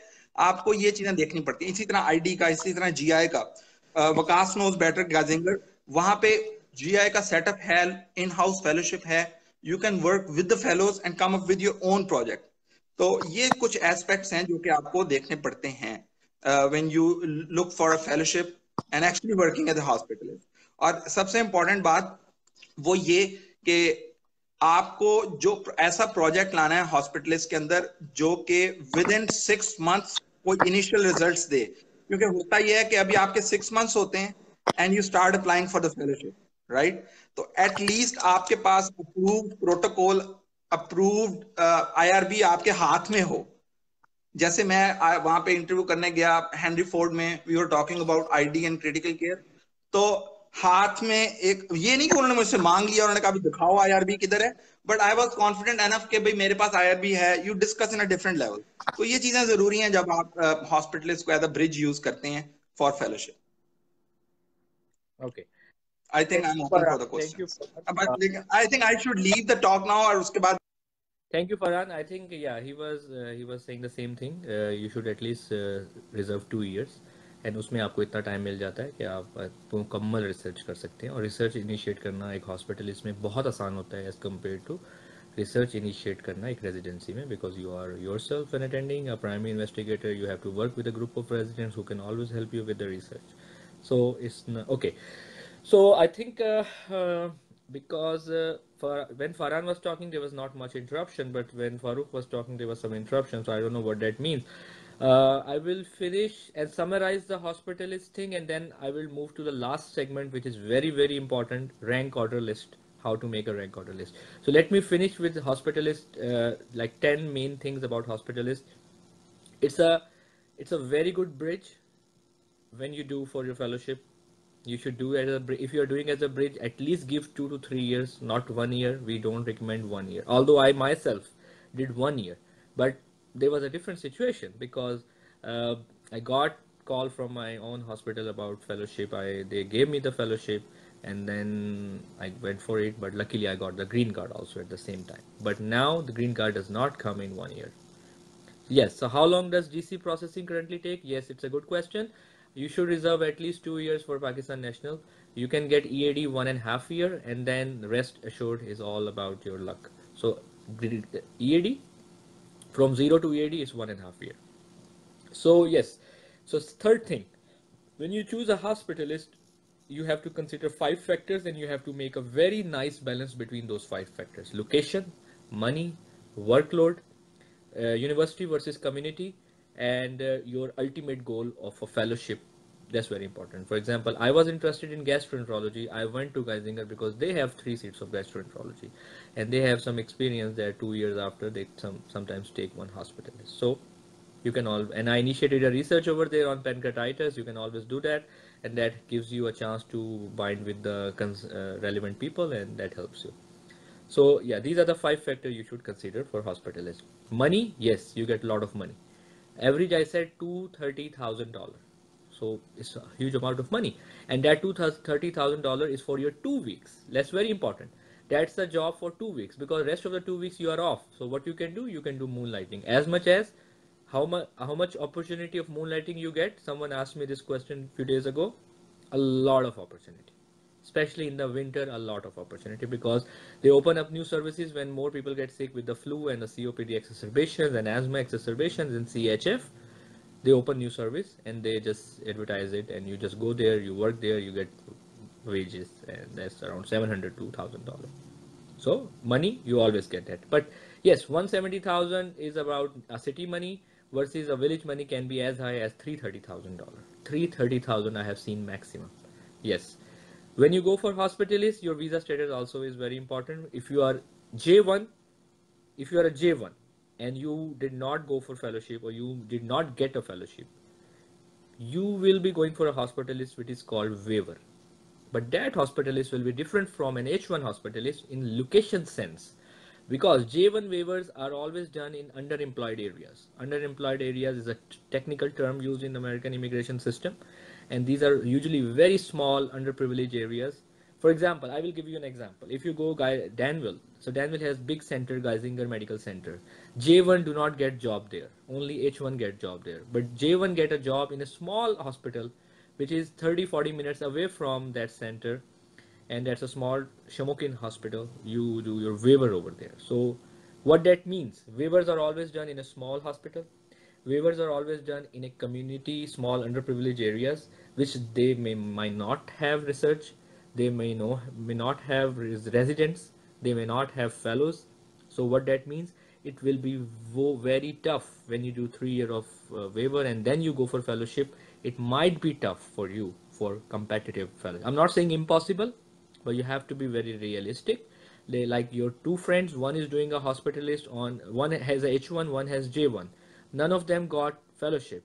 So one is going for H1 hospitalist on an H1. He may get good program, big program. He may get a university program. He may get in a big city program. But other friend who did not get fellowship, he's J1. He has to go to a small underprivileged village in a small community program which may not have research, which may not have residents. So that is all. These are all the negative aspects of J1. We always talk about J1 as a negative visa. The only good part about J1 is that you can have a good chance of getting research if you have fellowship if you have good research. Someone asked me this question that uh, I will answer this question in again the rank order segment, that J1 in a university program residency versus H1 in a community program residency, how would you compare these two with respect to the fellowship? So I will talk about this because this is a part of the rank order list discussion. So let's finish the hospitalist pearls. Hospitalist, you can a Pakistani can get via green card within 2 years. At least EAD you can get 1.5 year. EAD is a preliminary green card. You can work, you can travel, but the downside is that EAD has 1 year expiry. but you can always renew 1 year if you are attached with the hospitalist. Another thing I will bring, a very important point I will discuss here, duration of hospitalist. You must have noticed that I am arguing that you should do at least 2 years of hospitalist when I myself have done 1 year of hospitalist. This is because when you when a program files your labor, which is step 1 of the green card, let's say your labor is approved, the next step 2 is very very important, I-140. It is important for your EAD. It is important to get uncapped H1. A program will not file I-140 if you have only less than 3 months left with that program. For example, you are finishing your hospitalist in June because you got a fellowship, and your labor comes in April. The program will not file a 140 in April because he will say, you have less than 3 months with me, I'm not going to file I-140. This is a rule in immigration terms. So what that means, you will not get EAD, you will not get I-140, and you have, when you start your fellowship, you will have to be, first 2 years of fellowship, you may be covered by H1, but the last year you have to go for O visa. It's not guaranteed visa also. So you have to keep this in mind. When you go for hospitalist, try to do 2 years. At least you will get EAD. In 1 year, it's a good chance you will not be able to reach I-140. You will not be able to reach EAD. And that means your whole process has to be started again once you finish your fellowship and you sign a job at a green card facility. So that is important. 3 month rule is very important. Before they can file I-140, you have to be 3 months with the sponsoring hospital. That's important. Number 2, as far as the spouses are concerned, I would suggest another thing here. Many residents, they have not married in their residency. The best time for them to marry is during the hospitalist. Why? Because when they marry on H1 and their spouse will be H4. So their spouse can easily come here on H4, and their program will be preparing their perm, like labor for the green card. So your spouse, husband or wife, can easily get a green card just based upon just being a spouse of yours. That's very important, because your program is already sponsoring your green card, and if your H4 dependent is there, that might be your son, your daughter, your wife, they can easily be filed a green card, and both of you can get green card same time. So this is very important. If you have to marry, if you should marry during the early part of the hospitalist when your program is preparing, like the finishing of your residency, I would say, so that they can consider your spouse for a green card. If you are already a green card and then you marry, that's a long story, because then you have to sponsor a green card on a green card, which is not easy these days. So this is another important to consider factor, important to consider. So J1 hospitalists, I have told you that J1 hospitalists, they are small hospitals, they are underprivileged areas, there are not many research, there are not many residents. What is the cap of a hospitalist? What is a particular day of a hospitalist? Let me just elaborate that. So it's a typical residency day. You begin your day 7 o'clock, you go to your patient list, you review your patient list, labs and everything, then you round on your patients. Let's say you have, so in Geisinger they have a rule, if you have 12 patients, you take care of themselves. 12 patients. If you have 16 patients, there will be a PA with you. And if you have 14 patients, there will be a resident with you. So you alone can take care of 12 patients, you and resident take care of 14 to 16 patients, and you and PA take care of 16 to 18 patients. So residents see their patients also, and you see your patients, and then resident present patients to you, and you can co-sign their notes. If you are working by yourself, you round on your patient, you write your progress note, just a typical resident day. You call the consults, you follow the labs, and then in the end of the day, you sign off your patient to the night hospitalist. I forgot to talk about nocturnist job versus the daytime job. This is very important. Many people ask us. Nocturnist job definitely has more money because they have less working hours, more money, and many people think that nocturnist job is a job of only the single people, but I don't agree with this thought, because every program has a different hour schedule. For example, in Geisinger, the nocturnist means 5 to 3 and 9 to 7, both are nocturnist. But when you go there, you are only working in the ED. You are just admitting the patient. You are only admitting the patient. You are not taking care of the patient already admitted because they are being taken care by the PAs. And then you have residents who are taking the history, presenting to you, and you are just co-signing the notes. If you are doing 10 admissions, 8 admissions are being done by residents and PAs, and only 2 admissions are by yourself. So that's what I'm talking about, Geisinger. So look for a program which gives you good money, which has some research to give you some good training, which has some residency program to give you an experience to teach, and which gives you early green card, and which has inside fellowship. These 5 factors: good money, research, residency, fellowship, and green card. If you have 5 things in one thing, I would go for that program. I would not consider location as the main thing. I would keep it location down my list, because if you are telling me you are only going for 2 years, location does not matter. The only thing matter, you should get a fellowship of your choice. You should be getting some research which should help you fellowship. You should be getting a green card which should help you fellowship. You should be getting good amount of money which will help you in your fellowship years, because you will not be earning enough in your fellowship years, and you will get a break. So this is all about the factors. If you have any questions about Hospitalists, please mention in the comments.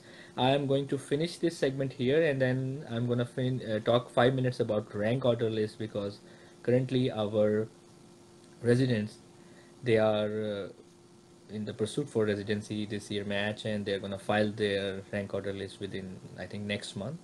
So do we have clear voice here? Can someone comment? Can anyone hear? Can everyone hear clearly? So that this is a very important segment, so I don't want any person to miss part of it.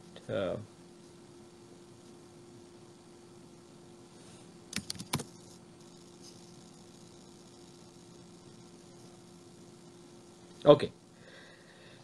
So rank order list. Okay, so we have a question. If you are married and your spouse is looking to do USMLE, based only on this information, should you rank H1 program higher on J1? Okay, so let me first finish ranking discussion, and then I will answer all the questions about ranking. Ranking is, first of all, the most important point you should know about ranking. This is your choice. It should not be your performance during the day. Very important. It's your liking for a program that matters.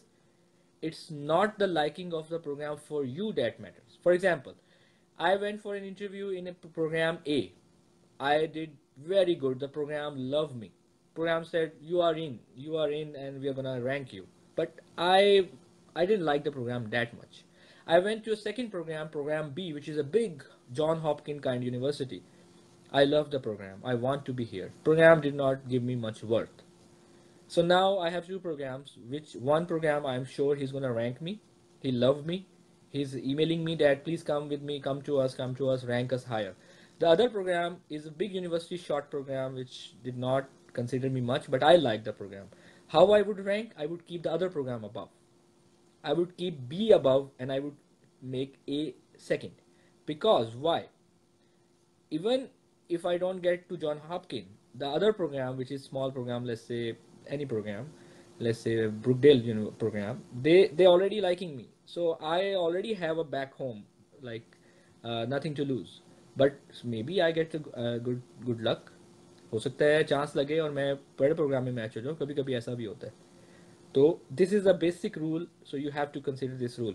It's not the program's reaction about you, it's not the program feedback about you that matters, it's your choice. If you love a program, regardless it's a big program, rank it higher, you may be lucky enough. So number 1. Number 2, so these days हम जब residency में आए थे 2012 में, तो हम सबको उस वक्त फेलोशिप का एक वो क्रेज़ है, एक क्रिज्मा है. हॉस्पिटलिस्ट का किसी को मालूम भी नहीं होता, और फेलोशिप का सबको मालूम होता है. लेकिन शायद मैं इसको अनफॉर्चुनेट कहूँगा कि हॉस्पिटल का भी पता होना चाहिए, क्योंकि अब तो हॉस्पिटल मेडिसिन की भी फेलोशिप आ रही है. मतलब they are training you as a fellow in hospital medicine itself. So that's still another thing to consider. तो हम लोगों का रैंकिंग में हम इस चीज़ को क्या करते थे कि हम यूनिवर्सिटीज़ प्रोग्राम को बहुत ऊपर रखते थे, क्योंकि हमारा एक आइडिया है, हमारे जहन में एक बात फिट है कि यूनिवर्सिटी प्रोग्राम से फेलोशिप मिलना आसान होता है, जो कि गलत नहीं है, जो कि 100% गलत नहीं है. यूनिवर्सिटी प्रोग्राम से फेलोशिप मिलना निस्बतन आसान होता है, लेकिन ये भी बात एक फैक्ट है कि university program most of the time J1 होते हैं. So it comes as a package. J1 university with good chance of fellowship, they always stick to each other. Okay. अब होता क्या है कि हमारे जब इंटरव्यूज होते हैं उसमें हर तरह के प्रोग्राम होते हैं. J1 यूनिवर्सिटी भी होते हैं, H1 यूनिवर्सिटी भी होते हैं, H1 कम्युनिटी भी होते हैं, J1 कम्युनिटी. 4 ही कैटेगरीज है ना कि J1 university, H1 university, J1 community, H1 community. अब मैं आपको हर एक का इसका फेट बताता हूँ. लेट्स से कि आप J1 यूनिवर्सिटी हैं, मैं एग्जांपल दूंगा ओक्लाहोमा यूनिवर्सिटी की. Good university, very nice program, J1 visa, very nice fellowships, all fellowships they have. So you are doing residency, you know that you have J1, so you have either you have to go for a fellowship, or if you don't get a fellowship you have to go for a waiver hospitalist, which is an underprivileged area with not much big hospitals, not research, nothing. So now it's all or none rule. All or none means either you get everything which is fellowship, or you just nothing, you are just back into an ordinary program, hospitals. So this is an aggressive approach. होता क्या है कि वो fellowships तो होती है लेकिन उनके परसूट करने वाले लोग भी बहुत से होते हैं. अगर एक क्लास में लेट्स से कि 30 लोग ओक्लाहोमा में आए हैं, वो 30 के 30 सब बड़े कैपेबल होते हैं because that's why they are in Oklahoma. तो उनके कंपटीशन लेवल बहुत हाई हो जाते हैं. एंड देन फिर होता क्या है कि उनमें से ज़रूरी नहीं है कि वो सारे के सारे इन हाउस लेते हैं. वो कभी कभी 2 सीट्स हैं तो एक बाहर से भी ले लेता है, तो वो ऑलरेडी 1% कम हो जाती है.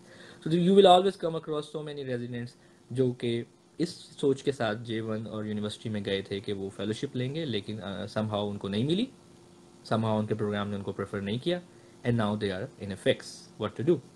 दे have to choose a backup fellowship और they have to go for a waiver.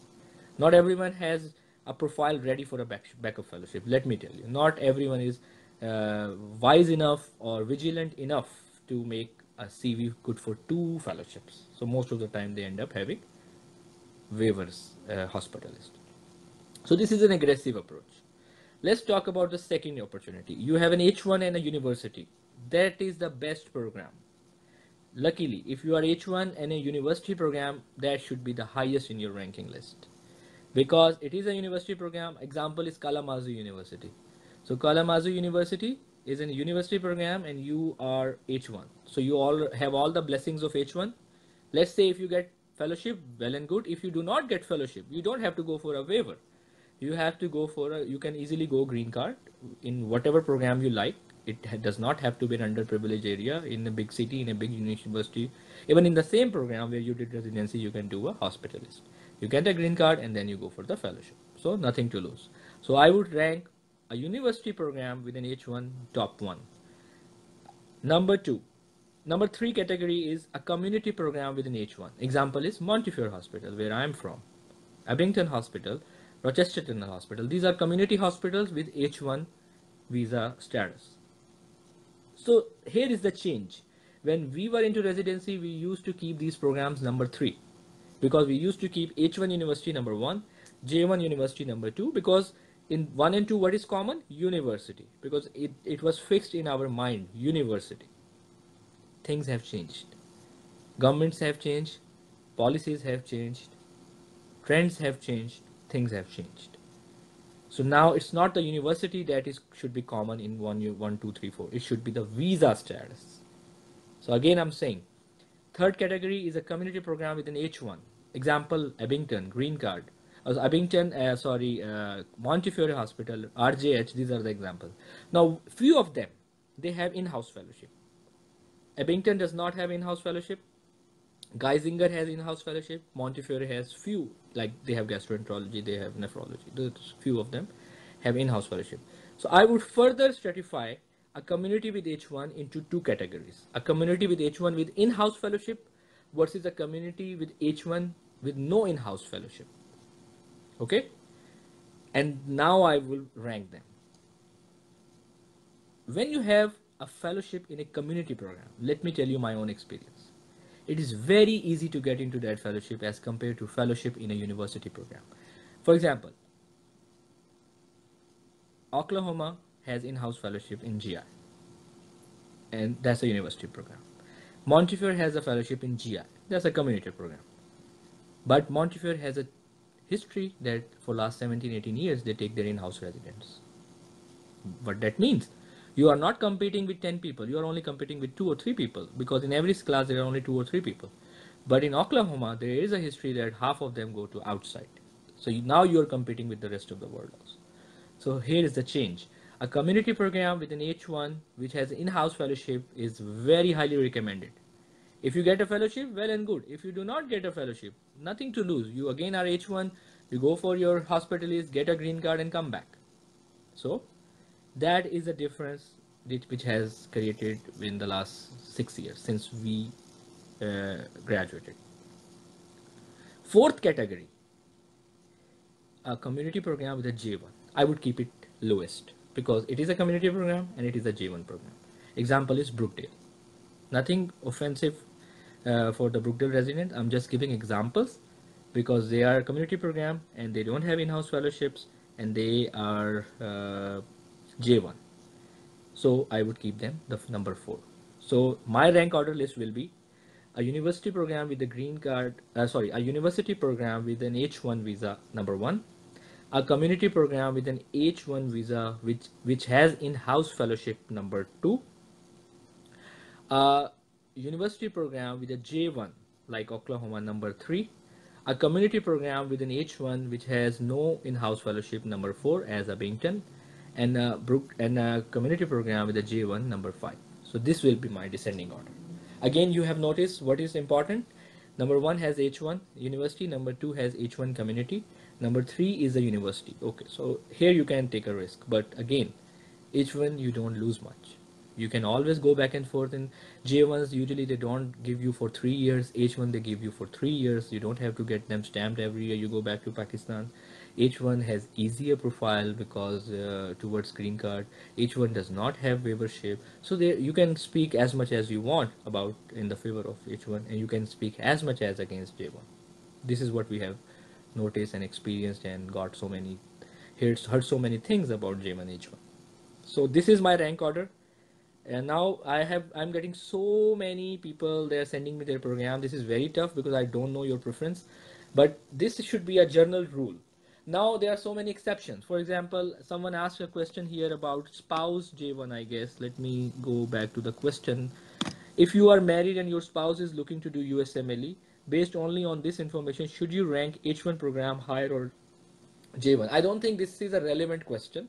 This is your spouse is want to do a USMLE or should not, is not relevant whether you should pick of H1 or J1.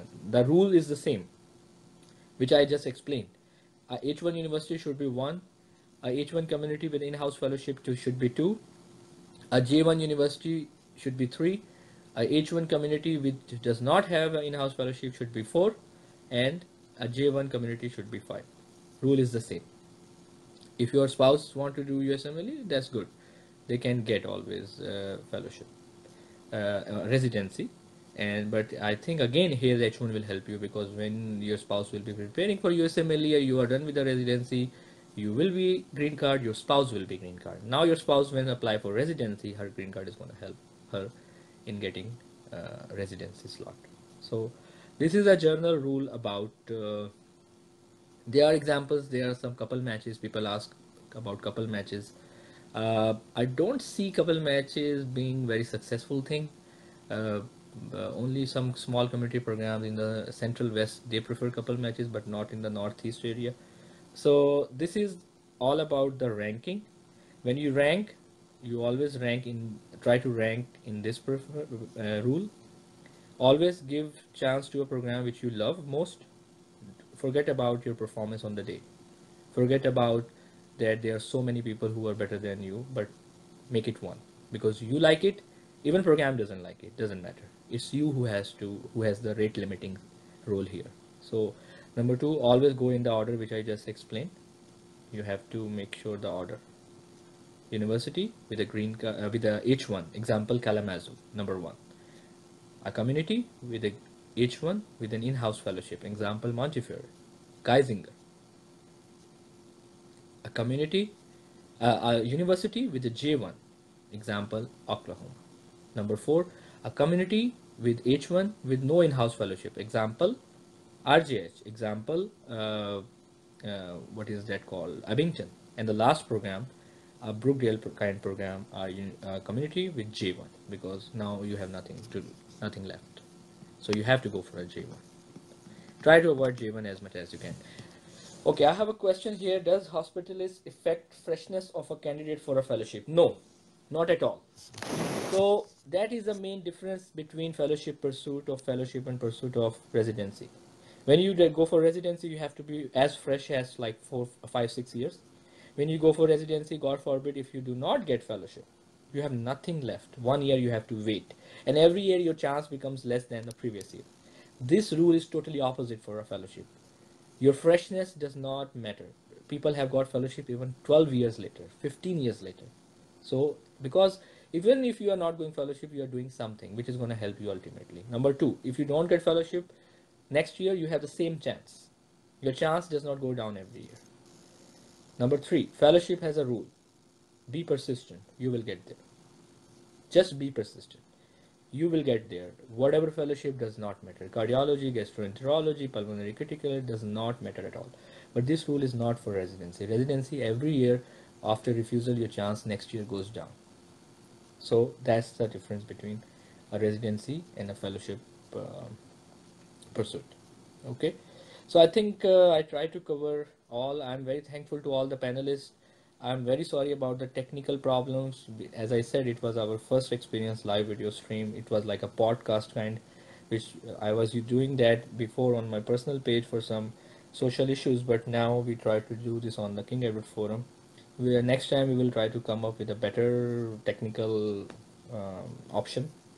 But do give us your feedback under this link. I will publish the whole link after editing so that you can share on the walls, on the YouTube you can see. It will help you out. Tag your friends who are going for Hospitalists, tag your friends who are going for fellowships, tag your friends who have questions about visas, green cards, and then carry on this discussion.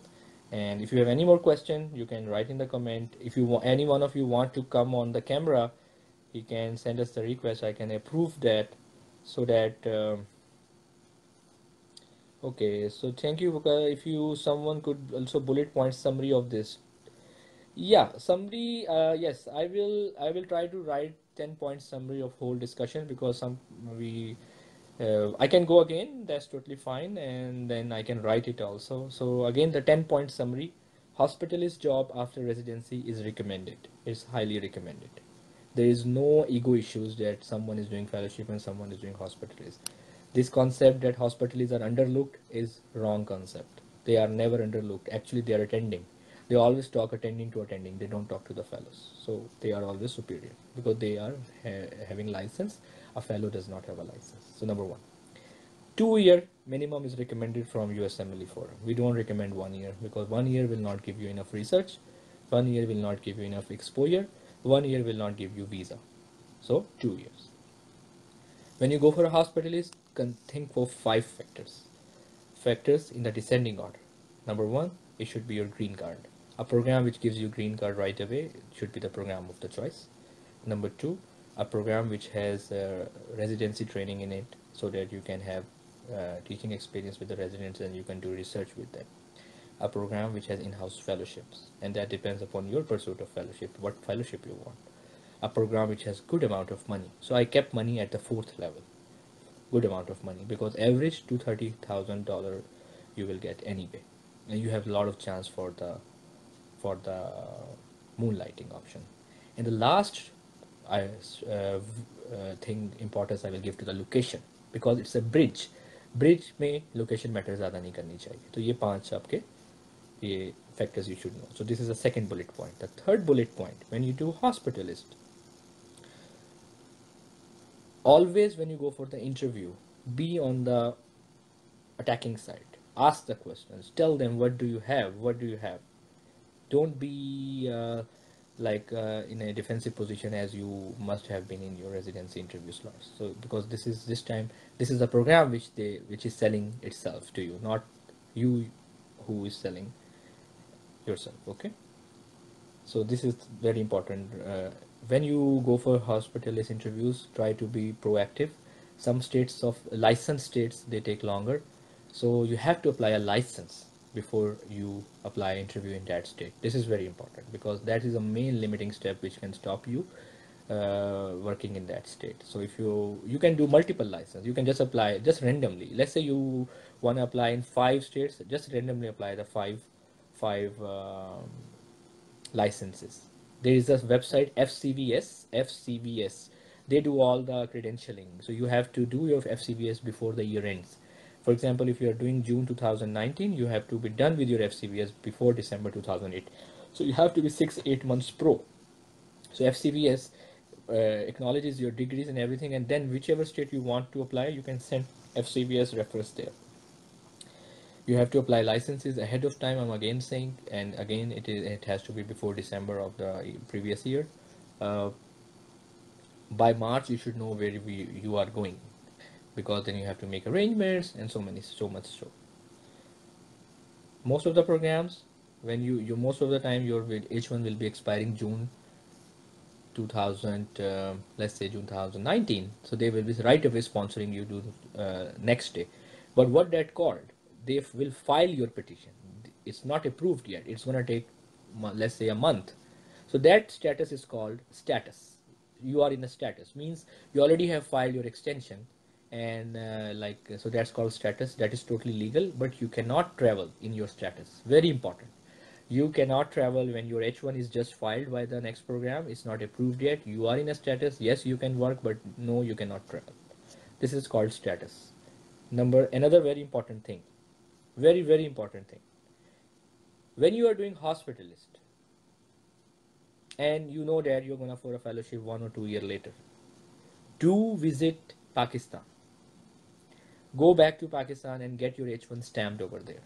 This is a false impression that when you go back for Pakistan H1 stamping you get stuck there. Yes, it has happened, but as I said, अगर 100 में से एक के साथ हुआ है तो एक चीज़ ज़्यादा prominent हो जाती है क्योंकि वो highlight बन जाती है, लेकिन 98 लोग निकल जाते हैं. I myself went to Pakistan and I got my H1 stamped then and came back. Why it is important to go Pakistan? Because जिस टाइम पे आप पाकिस्तान में होते हैं you are out of United State, वो जो पर्टिकुलर टाइम है. इसी तरह आप अपनी रेजिडेंसीज में भी पीपल हुआ जो अभी तक रेजिडेंसी कर रहे हैं H1 पे, they should make a habit कि अपनी वेकेशन में पाकिस्तान जाया करें. इसकी एक टेक्निकल रीज़न है. जो टाइम आप पाकिस्तान में गुजारते हैं आउट ऑफ अमेरिका वो आपके H1 ड्यूरेशन में काउंट नहीं होता. अगर आपका H1 6 साल का है तो वो 6 साल का मतलब वो 6 साल है जब आप फिजिकली अमेरिकन सॉइल के ऊपर है. अगर उन 6 सालों में 3 दफ़ा आप पाकिस्तान गए हैं एक महीने के लिए तो मीन्स 3 महीने आपको H1 एक्स्ट्रा देंगे वो. यानी कि अगर आपका जून 2019 में H1 एक्सपायर हो रहा है लेकिन आपने 3 महीने पाकिस्तान में गुजारे हैं उस H1 टेन्योर में, आपका वीज़ा एक्चुअली अक्टूबर 2019 तक का है. This is very important because sometimes you don't get green card, you right away into the fellowship, now your few months are uncovered, you can use those previous protected months. This is important. ठीक है, तो ये बात नहीं भूलनी कि ये एक फॉल्स इंप्रेशन है कि पाकिस्तान जाके वीज़ा फंस जाता है. ठीक है, एटलीस्ट H1 में इसके चांसेस बहुत कम होते हैं. It's not a absolute thing. Yes there are chances, लेकिन कम होते हैं और इसका फ़ायदा ज़्यादा होता है. ज़िंदगी में हर चीज़ में रिस्क बेनिफिट होता है, आपको उसको वे करना होता है. लेकिन हमारी तरफ से मेरी पर्सनल आपको ये रिकमेंडेशन है कि अपनी रेजिडेंसी और हॉस्पिटलिस्ट में आप मुल्क से बाहर ज़रूर जाएं.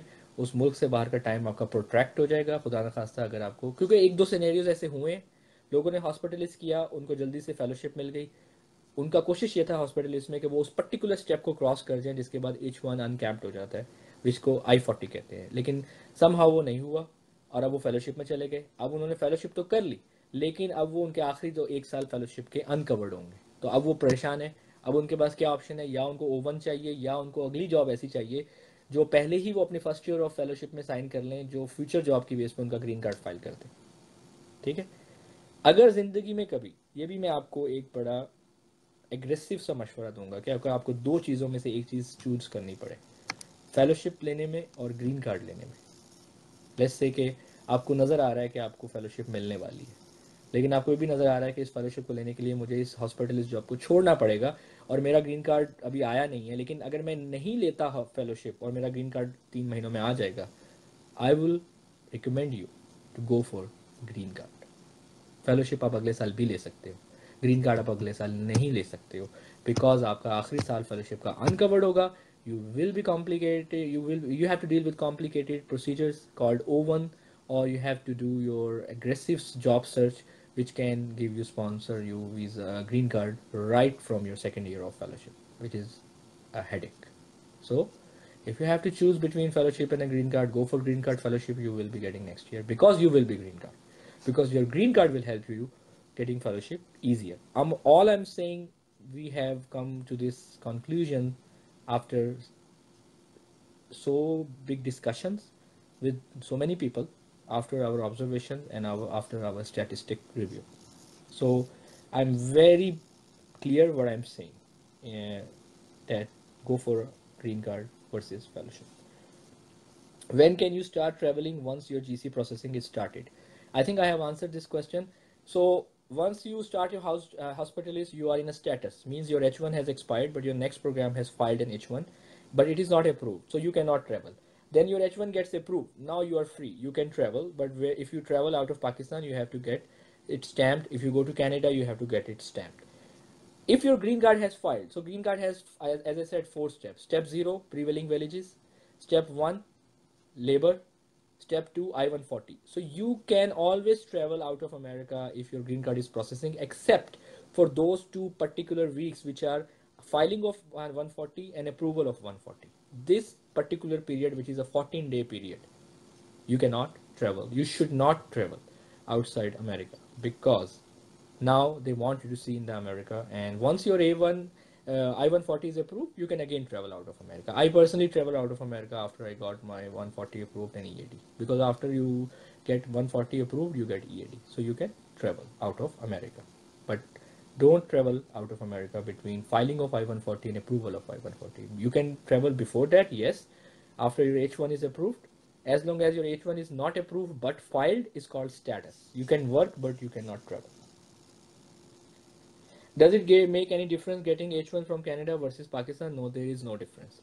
It is easier to get H1 stamp from Canada versus Pakistan. It gets stamped for the rest of the duration. You don't have to go back and forth. But people think that Canada stamping is easier as compared to Pakistan stamping. But I personally don't agree with this thought, because I think it's a bias.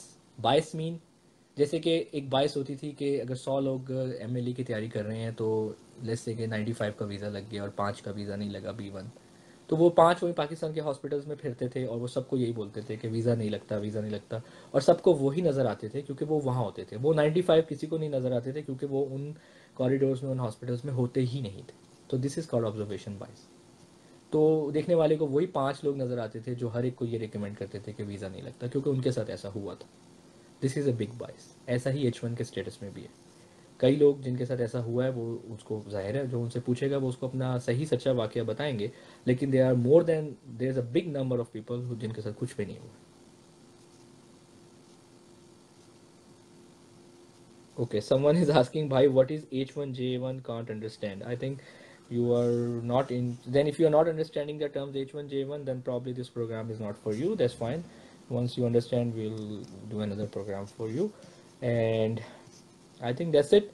So if you have any other question, if someone gets a fellowship on J1 and the fellowship program offers H1 as well, is it possible to apply for hardship waiver and switch from J1 to H1? Yes, people have shifted from J1 to H1, but there is always a chance of refusal. I'm not very well versed with the hardship waiver, but I know few people who were in this scenario. It is there is a chance of refusal always. So I'm not the best person to answer this question. So I will refer this question to Aftab Ahmed. He can later on in the comments answer this question. Anything else? Let me go back on the questions. And yes, the bullet point about ranking order list, prefer your H1 programs, prefer the programs, community programs H1 which have in-house fellowships, because it's easier to compete there as compared to competing outside. Keep the J1 community program lowest on your list, and fellowship, if you do not get it, don't worry, you will get it next year. If you don't get next year, don't worry, you will get another next year. Your chance remains the same every year. Your chance does not go down. In fact, you don't lose anything. The only thing you gain is your experience, and every year gives you some research, some clinical experience, which ultimately helps you. So fellowship is all about persistence. Residency is all about chance. Very clear about that. Okay, I think that's it. So thank you very much for all the viewers. Thank you for all the panelists. Dr. Hamid Mukhtar बल्कि रात की duty करके आए थे, and he was very sleepy, and I am very thankful to him कि उन्होंने अपना time दिया. I am very thankful to Farooq, Farhan, and they helped me with this session. So ये हमारे King Edward USMLE Forum का इस साल का पहला वेबिनार था. आपको पता है कि हम हर साल में 2 वेबिनार करते हैं. तो ये पहला था, and it is all about, this is the first session about Hospitalists, because so much messages and requests we were getting. So I thought we should do a session about it. This link is open to discussion, comments.